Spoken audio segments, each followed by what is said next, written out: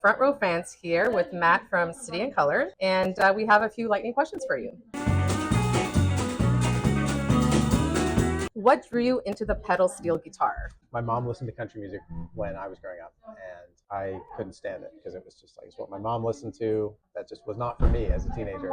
But there was always something about the sound of the steel guitar in that, especially that '90s pop country, where it's just so prevalent. And I was always super musical and picking up new instruments as a kid, and I'd never particularly sought out pedal steel. But despite trying to avoid country music, it always stuck out. And then I grew up in Kelowna, and a friend of mine found one in his crawl space that had belonged to his dad, and I begged and pleaded and ended up getting to have it for a while and learn, and yeah, I was just hooked right away. So you played around with it, and yeah, I ended up actually buying it from him and had it for about 7 years, and then he ended up asking for it back, and we worked it out, years down the road. So it ended up being kind of like a free loan, amazing, free rental. Yeah, that's but it was something to learn on. Amazing. Do you remember the first song you played on it? No. No? No, I mean, I would have just done this. Nice. Yeah. That's the first thing everyone learns, basically.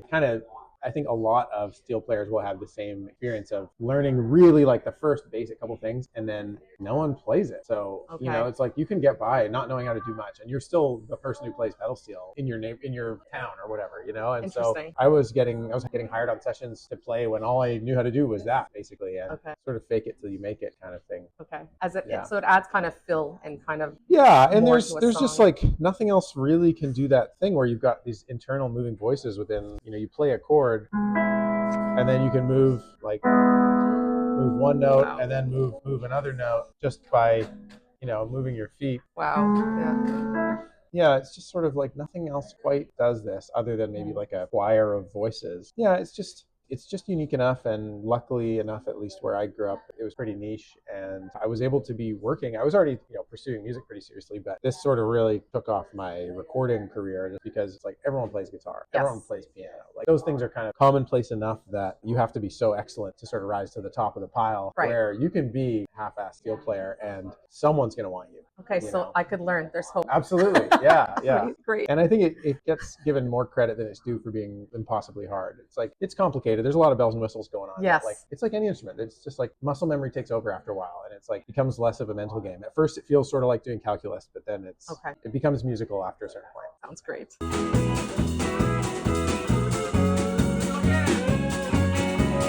What's the one thing people should never say to a pedal steel player? What kind of keyboard is that?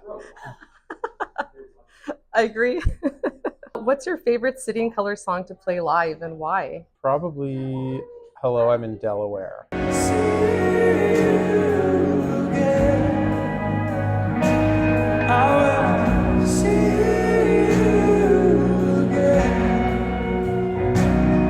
It was one from long before my time of playing Del, that was on an early album. But yeah, the live version has evolved so much over the years, various versions. And yeah, it's just like there's a lot of vocal harmonies and it's pretty chill. It sort of depends. When it's the band, it's also pretty chill, but very lush and soundscapey, and there's a lot of room for steel, which I appreciate. Nice. And then when it's just Del and I, even more so almost, where it's just like steel gets to kind of take the lead in a few spots, and it just gets to be really expressive, and just I love that song. It's always been a highlight for me. I agree. Yeah. When you're not playing with City and Color, what are you up to? A lot of recording. I do a lot of recording from home, remotely. Doing sessions, people will send a song and I'll add play some steel and send it back. And otherwise, playing a lot.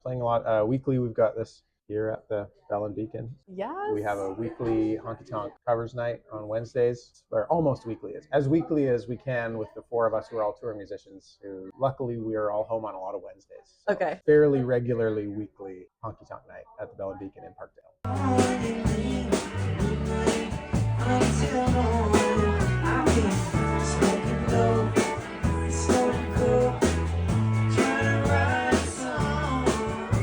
And also, do you offer pedal steel guitar lessons? I do, yeah. I've been doing lessons over Zoom or Skype or Google Meet or whatever, remote lessons. Okay.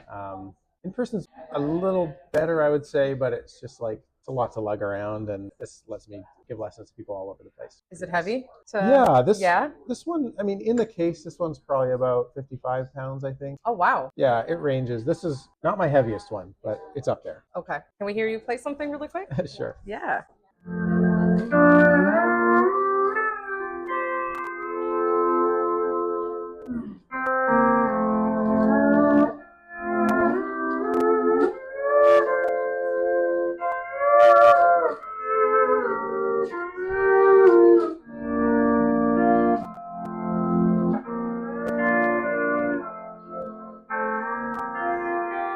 Beautiful. Thank you so much. Thanks.